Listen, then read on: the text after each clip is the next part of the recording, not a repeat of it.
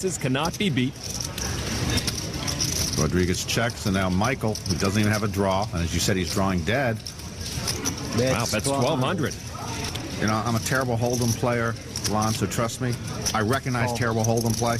You see a lot of it these days. Rodriguez still does not move all in. So to the river we go, 6 of hearts. Check a bit. Rodriguez again checks. Check. What must Michael be thinking? You know, I don't know, because you know it's hard to bluff a guy who's got a whole lot of chips or to bluff a guy who's got virtually no chips. 700. Rodriguez has virtually no chips left, so he's trying to bluff him off a hand, and I think Rodriguez is committed. The bet's 2,700 from Rodriguez. All in. I have to go Now all in. he moves all in. 3,025. Can't even call it 300.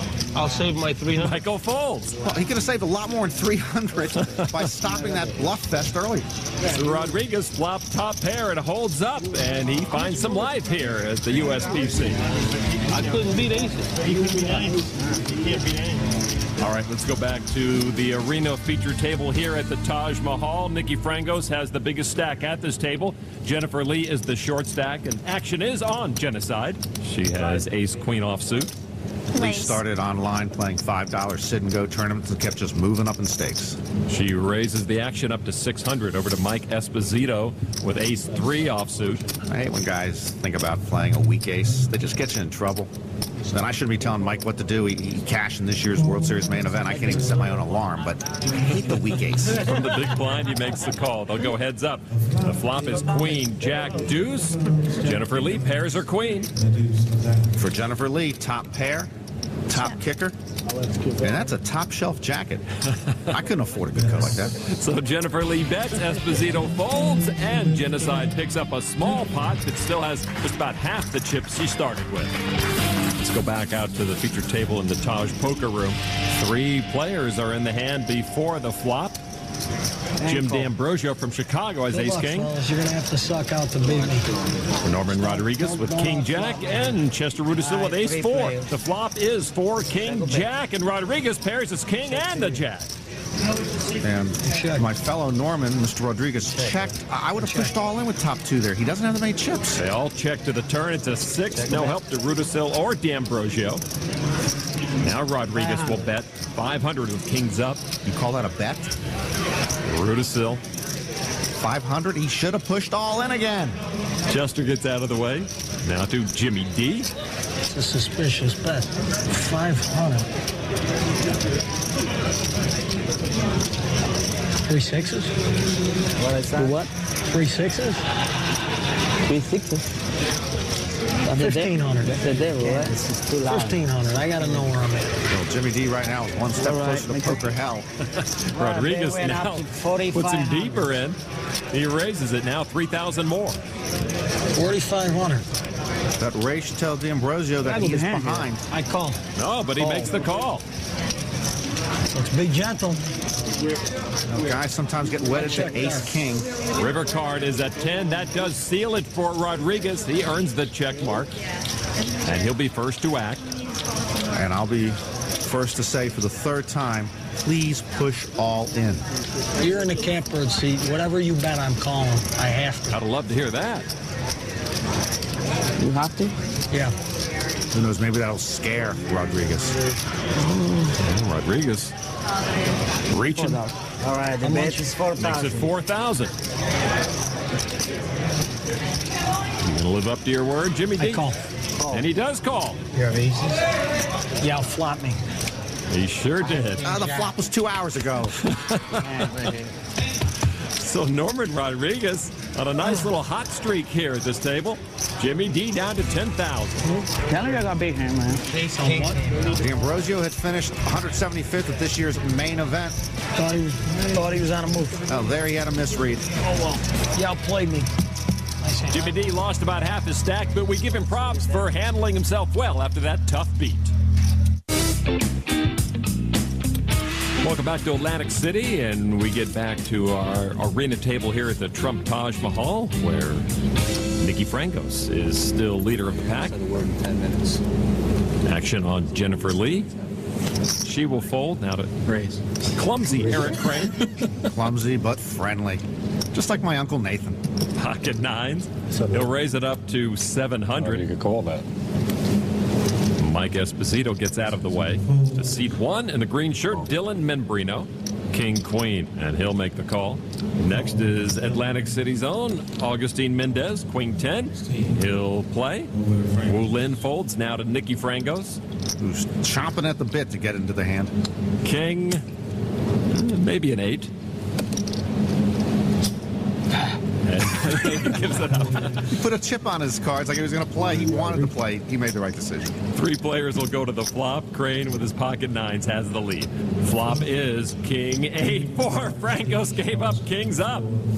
But it is a pair of kings for Membrino. Crane with pocket nines bets 1,200 to Membrino. Hey, you put a bet out there to see if your nines are good. Raise. And he says, nope, they're not. A raise of 2,500. Well, now Eric Crane knows that they're not good. Mendez folded. Seems very basic poker. Raise. He said I raise? He did say a re-raise now from Eric Crane. Wow, this is where I can't vary my play line. I mean, he's going to try and push Membrino off the best hand. Makes it a total of 7,500. And Membrino goes away. Wow. Lucky I didn't put a purple chip in there. You what? You know, I made fun of this fella last year, Lon. I'm not making fun of him anymore. Eric Crane playing some strong poker. He's got almost 57,000 chips. All right, let's go back to the Taj Poker Room. 3 players going to the flop. Daryl Ozias has the lead with pocket jacks. The flop is 5 deuce 10.